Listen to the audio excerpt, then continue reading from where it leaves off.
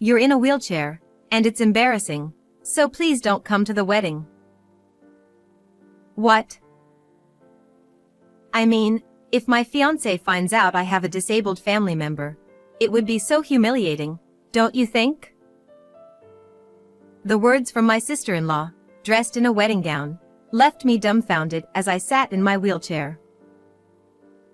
The reason I began using a wheelchair was due to an accident at a ski resort during college with some friends. That's how I met my husband, George, during rehabilitation. When I learned I would never walk again, I was devastated, and living with the limitations was tough. But during my treatments, I met George, who was a caregiver, and we got married. His sister, Coco, and their mother, Kelly, warmly welcomed me, and I thought I could finally be happy. Do you know how exhausting it was to pretend to be nice to someone like you? Why would you say that? You were so happy for us before.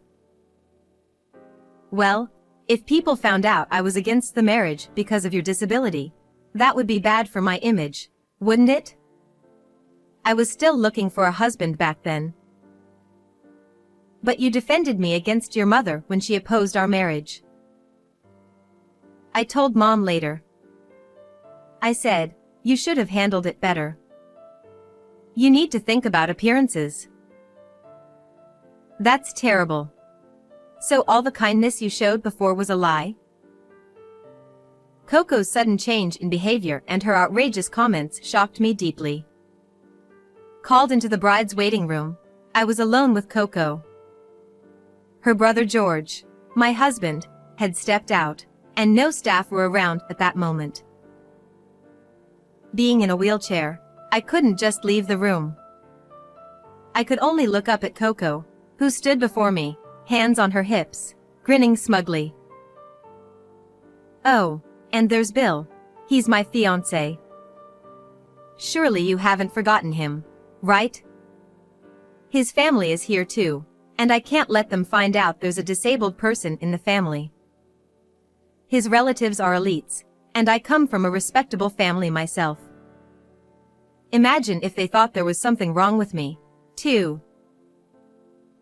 My condition is from an accident, and we're not even related by blood.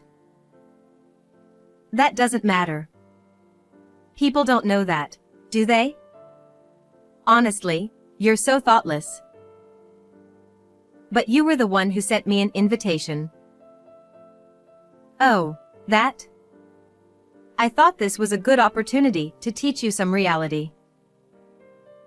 I stared blankly at her, unable to grasp what she was saying. She smirked, grabbed the hem of her wedding dress, and waved it in front of me. This dress? It's from a world-famous designer. It was so hard to get a reservation. Oh, I see. And this venue is used by international celebrities. What was your wedding like, anyway? Some tiny restaurant with mediocre food? I thought that steak was rubber. It was the first time I ate something that tasteless. What a memory. Coco laughed loudly, while I bit my lip. 1 year ago, George and I had our wedding.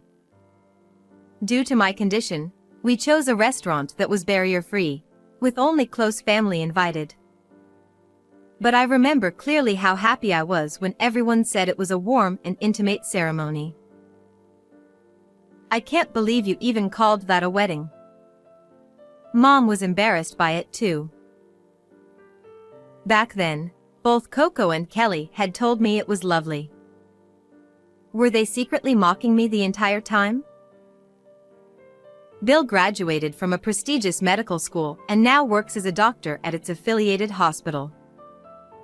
His parents and grandparents are all with him today, and some of his relatives are celebrities and politicians. His family home is magnificent, but now he lives alone in a high-rise in the city. And since I'm about to be a doctor's wife, I quit my job. I guess you couldn't be a housewife, huh? Not with my brother's salary. Being a caregiver is an honorable profession. Honorable, but without money, it doesn't mean much. You have to work too, right? With that body. I work because I enjoy it. And yet you only got the job because of the disability quota. Don't act so proud. They only hired you out of pity. That's not true. Well, someone like you could never be a full-time housewife anyway. But I do think you and my loser brother are perfect for each other. Coco laughed, mocking not only me but also George. The moment I realized that, my shock turned into anger. In truth, George had been somewhat distant from his mother and Coco since moving out. But after we got married, he maintained a basic relationship with them. So, I didn't think much of the distance. Now, I finally understood the reason. How unforgivable. Just as I was about to speak, filled with rising anger, the door opened with a click. Kelly and the groom, Bill, walked in. Oh my, Molly, are you still here? Mom, can you believe it? She's still clinging on. Coco and Kelly looked down at me with the same sneering expressions. I was too stunned to care about them, as my gaze shifted to Bill. Could it be? Coco, too focused on mocking me, didn't notice my reaction. Bill just smirked silently, likely not even realizing who I was. Before I could process what was happening, the door opened again. Molly. George. George, wearing a suit he rarely wore, had his hair messed up and looked pale with worry. He stood protectively in front of me, glaring at Kelly and Coco. What are you doing to Molly? Why don't you at least knock first? So rude. I wasn't doing anything. Don't lie. A staff member came to tell me something was off. What did you say to Molly?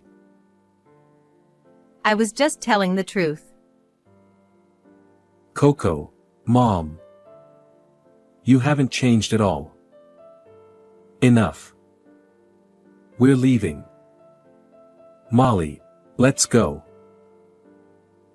Is it okay? It doesn't matter. Let's just go. As George pushed my wheelchair toward the door, I glanced at Bill. He still wore that smirk and didn't even glance in my direction. The door was closing, and I was filled with mixed emotions. I'm sorry, Molly. They've always been like this. He spoke after a while, once we had left the room and entered the hotel elevator. What do you mean? When I asked again, George gave a bitter smile. They're obsessed with status and full of prejudice. It got worse after Dad passed 3 years ago. They've always looked down on me for being a caregiver. So that's why you were distant. When I married you, I didn't want to introduce them, but I couldn't just cut ties. So I contacted them. Then Coco started acting strangely nice, so I thought maybe things had changed. He had kept the past hidden from me because he hoped they could all get along again. But now, he realized they hadn't changed at all. I'm so sorry, Molly. I didn't want you to go through this. You're not at fault, George. Besides... Actually, haha. I couldn't hold back the laughter bubbling up. What's so funny? I know it's rude to say, but Coco and your mom really don't know how to judge people, do they? Huh? What do you mean? I have a feeling they're in for a world of trouble soon, haha. Once I started laughing, I couldn't stop. I must have seemed a little off at that moment, but when I saw Bill's face, I had a gut feeling about the misfortune that would soon befall them. Even after we exited the elevator on the first floor, I continued to laugh, leaving George more puzzled than ever. And as it turned out, my intuition was correct. About a month later. Hey, let me in. Please, hide me.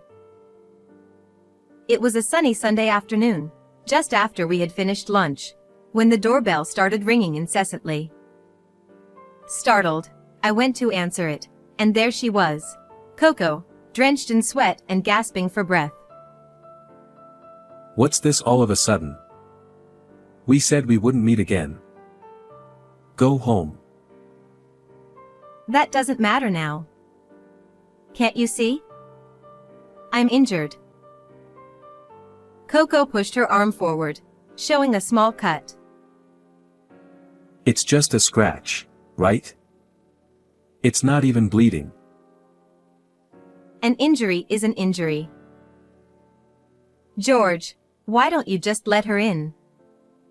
If she keeps making a scene at the door, the neighbors will complain. Fine, but only to the entrance. She's not coming inside. Despite George's words, Coco barged her way into the living room. George was about to yell, but I signaled for him to stop. I faced Coco instead.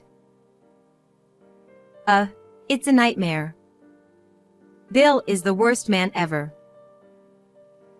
Before we could even ask, Coco launched into her story like a machine gun. According to her, ever since their marriage, Bill hadn't gone to work and had been lazing around at Coco's mother's house. When I asked him why, he just said being a doctor is exhausting or that he rented his apartment out to a friend. He wouldn't give me a straight answer. So when I pushed him for more, he did this. Look. She thrust her arm out again, showing the scratch. Apparently, Bill had pushed her, causing her to fall and get hurt. He shoved me. That's how I got this injury. I had no idea he was such a horrible man. I was tricked. Poor me. I'll ask, but what about Mom? She's at home, of course. You left her in the house with that man. I knew you were terrible, but this is a new low.